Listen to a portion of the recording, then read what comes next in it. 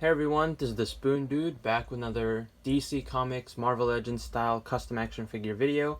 This time we'll be taking a look at my custom Aquaman figure. This figure is on the Marvel Legends Namor figure. I believe it was in the Okoye Build-A-Figure wave, the Black Panther movie wave. Which is pretty fitting for Aquaman. You know, Namor I think came first before Aquaman, but you know, they're very similar characters. So pretty fitting. As you can see, this is the kind of more 90s-esque shirtless, bearded, long-haired Aquaman, as opposed to kind of the classic orange shirt and scales. I went with this look. This is specifically from the Justice League animated series, and if you've seen any of my previous DC videos, you'll know I love that series, and I've based a couple of my customs based on the character designs from that show. I think it's also my preferred look for the character as well. I just think it looks cooler. But anyways, so Namor was pretty much naked minus like scale underwear. So his upper torso is sculpt-wise exactly the same. Didn't even paint the chest itself. I just painted the gauntlets. Then as for the pants, that's a different story. I had to really sand the legs, you know, to make sure it won't have a paint rub.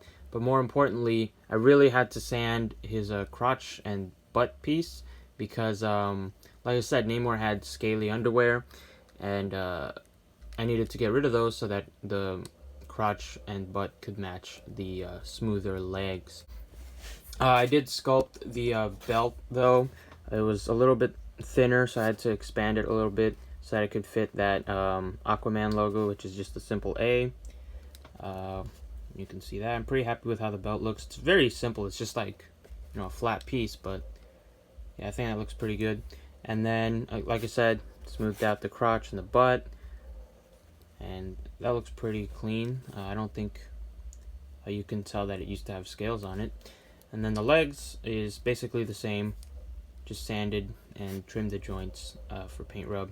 And then I added these bits right here, which are, I think, like the ends of floss. I've used it on customs before so that I can get those like fins that Aquaman has. And then I did swap out Namor's bare feet for these like booted ones, or you know, covered feet. I think they were from an Ant-Man figure, but I did that because you know, it's more accurate to the design. And I thought about trying to alter design so that I could just keep the bare feet, but I don't know, it's such a simple look that I thought I might as well do as much as I could to make it as close to it. So yeah. And then of course he has the harpoon hand. Is that a harpoon? I guess it is, right? He's got that. This is some bendy wire that I bent into shape and then sculpted around.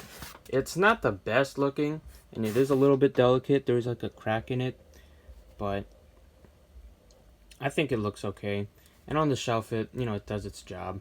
Of course, paint job wise, I got a nice shimmery gold for those bits, and then the legs are just a green. I actually don't have just a green like color. I had to mix blue and yellow, but yeah, I like how that looks. And I dry brushed the green over a black actually, so that's why you can see some of the musculature detail there. Like I said, you know, the flesh tone I didn't even have to paint. I did put a little bit of a matte spray. There's still some glossiness, but it makes it look less plasticky. So, pretty happy about that. Anyways, let's move on to the head. This is the bearded Namor head, which I was pretty happy that the Namor figure already came with a beard. Obviously, I took off Namor's hair, and I replaced it with White Rabbit's hair. So I had that left over from my Hawkgirl custom, so I put that here, and I actually really like how it looks. There's kind of a windswept effect that could also double as hair floating in water, depending on the pose, I guess. I did have to add some sculpt at the front and the sides to fill it in. But yeah, and for paint, I mixed yellows and browns and white to get different shades of blonde, so I could really bring out all the detail. Like I said, the costume is fairly simple, so I thought I might as well go as detailed as I could with the hair. So you can see all the different shades right there. And I tried to be kind of smart about it and put highlights where they would belong. You know, like if there's a light source coming from the top, then the higher parts would be lighter, and then the lower you get, it's, you know, darker. So yeah, pretty happy about that. And I did the same kind of thing with the beard. Not so much with the lighting source, just adding different shades there. So it gets kind of lighter towards his chin. But yeah. I didn't even have to repaint the whole face. I just repainted the hair. So yeah, really happy about that. But wait, that's not all. So again, very simple design, and I thought I might as well have some fun and add an extra thing. So I made this kind of chest armor, shoulder pads. I think in the show he does wear like a cape at one point, and that's kind of what I was inspired by, but I didn't really go by the show for this. I just kind of did my own thing. I was also inspired by like some of the designs of Aquaman in the Injustice games, where he has like torso armor. I didn't go quite as detailed as some of those like designs, since again the base figure is still very clean and not too overly detailed with like different textures or sculpt or anything. So I kept this fairly simple, very basic, like I said, though, just like basic shapes, no detail to them besides just the shape of it, but that kind of matches the rest of the figure. I feel like I'm being very repetitive this video, but anyways, this is just some shiny cloth that I had from an old Doctor Doom custom, and I repurposed it for this custom, and it matches the green on his pants fairly okay, and that is wired, so, you know. Then the top here, same shimmery gold as the rest of his costume, and that introduces more gold to the figure, whereas otherwise it was just on his belt and hands. And these shoulder pads are loose. They are attached via just pieces of cloth, so that it doesn't get in the way of the articulation too much. I mean, it still gets in the way, but like not a crazy amount compared to if it was you know, just stuck in place.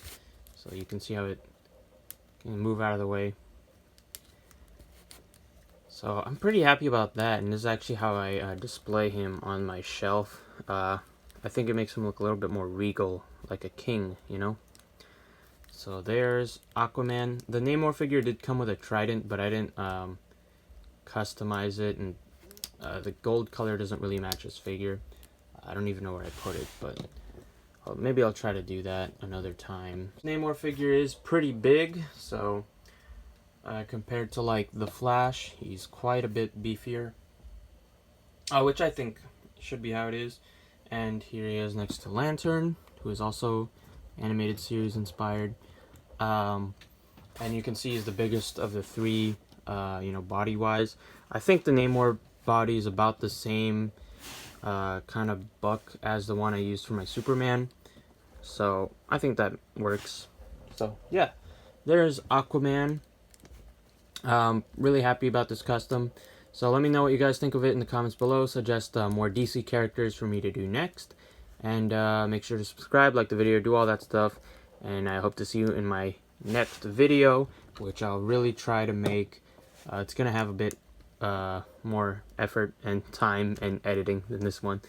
So yeah, thanks for watching. See you next video. Yeah.